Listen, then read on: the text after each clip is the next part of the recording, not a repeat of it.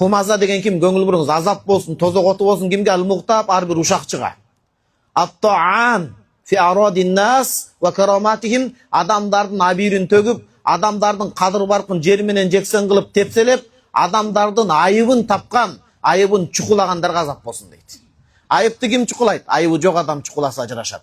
Асыл менен биз айыбыбыз жок периште эмеспиз да. Ар бирибиздин айыбыбыз бар. Кыргызда сөз бар, өзүнүн башындагы төөнү көрбөй, башка бирөөнүн башындагы чөптү көрөт деп. Чөп менен төөнүн айырмасы бар да.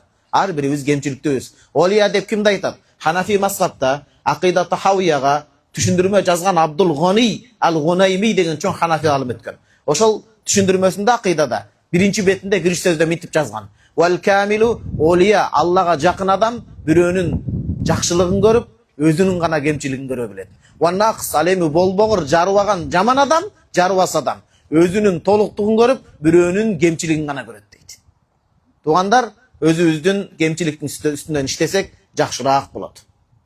Бизде кээде отуруп президентке чейин акыл үйрөтүп кояткан, минтсе болот, тигинсе болот деп. Үйүң барып тоокканасын карасаң, тоокторун иреттей алган эмес. Аял бала чакасын айтып аткан жокмун. Тоок гана иреттелген эмес да.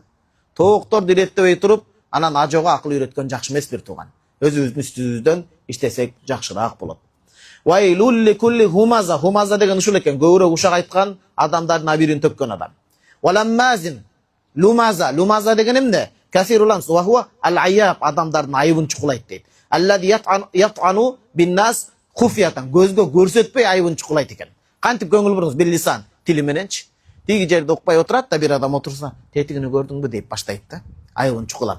Же болбосо экинчиси авул айн, көз менен мынтип. Жанында эле турат, бирок ары карап калса мынтип. Бизде көздөр жаман иштейт го, билесиз. Оң көз эмес, сол көз жаман иштейт. Оң көз жакшы көздү көрүүгө, сол көз кемчиликтиги. Бизде сол көздү көрүү иштеп койсо, көз менен мына карасаң тигине депчи. Карасаң эфирден чоң эле көрүнөт, астына келсең кичинекей эле бала экен депчи.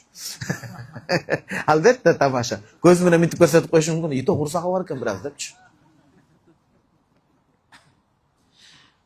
Же көзү менен көрсөтөт, же колу менен карасаң тигине депчи. Бирөөгө монтип колун көрсөткөн, карасаңыз колу көрсөткөн. Бирөөгө бир кемчилигин көрсөткөнү менен бир кемчилигин. Өзүнү карап 3 кол карап турат, карасаңыз. Мына. Баланча дегесеңиз, өзүңүзгө ошончо жаман сөздү айткандай болосуз да. Же колу менен көрсөтөт дейт.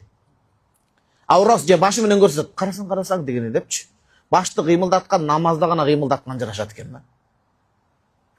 Башы менен көрсөтөт дейт. Не үчүн? Дене мүчөсү менен көрсөтөт, тахкиран лахм, адамдарды шылдыңдап, ва тараффуан алейхим, алардан өзүн жогору санап дейт. Кыргызда жакшы сөз бар, бүт динден алынган. Өзүңдү ойлосоң, өзгөнү шер ойло дейт. Өзүн адамдардан жогору санап, адамдарды шылдыңдап, төмөн санап, ушундай кылат дейт. Бул эмненин белгиси? Бул текеберчиликтин жана жалган дүнүйөгө көзү май баскандын белгиси. Адамдын көзүн май басканда, көкүрөгү сокур болгондо, өзүнүн пенде экендигин унутуп калганда, ушундай кадамга барат. Сизге муну бир окуя менен түшүндүрүп берейин, мо тафсирде. Бишрун ал-Хафи деген олия болгон. Жылаң айлак Бишир, аты Бишир болот. Куфада болгон бул окуя. Бул эмне үчүн жылаң айлак Бишир деп аталып калган?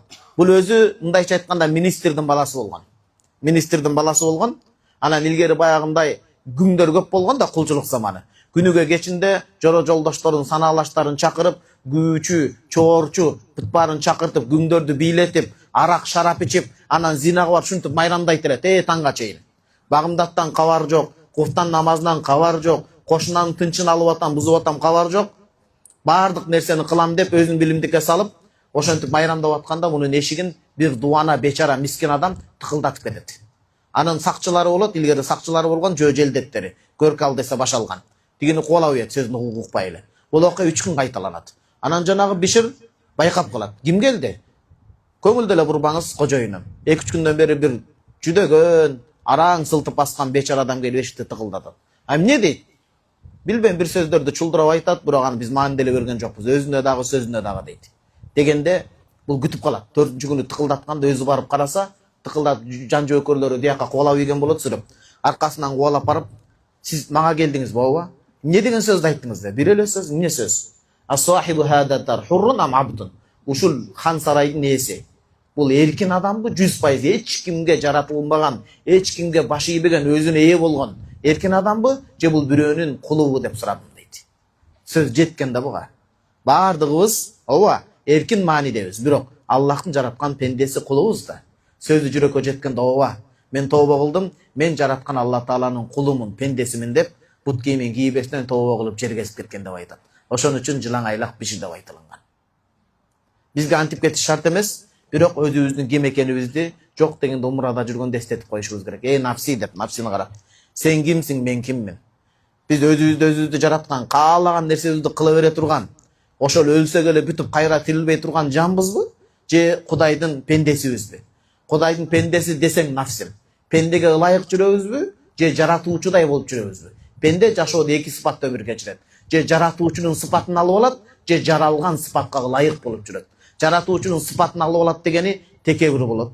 Адамдардан өзүн жогору санайт деген сөз. Жаратылган затка ылайык болуп жүрөт деген башын ылдый кылып, кичипейилдүүлүк менен, жупунулук менен Аллахтын арасында намазын окуп, бирөөгө зыянын тийгизбей, пайдасын гана келтирип жүрөт деген сөз. Ушул суроону көбүрөөк кайталашыбыз керек. Ушуну айтып атат бул жерде.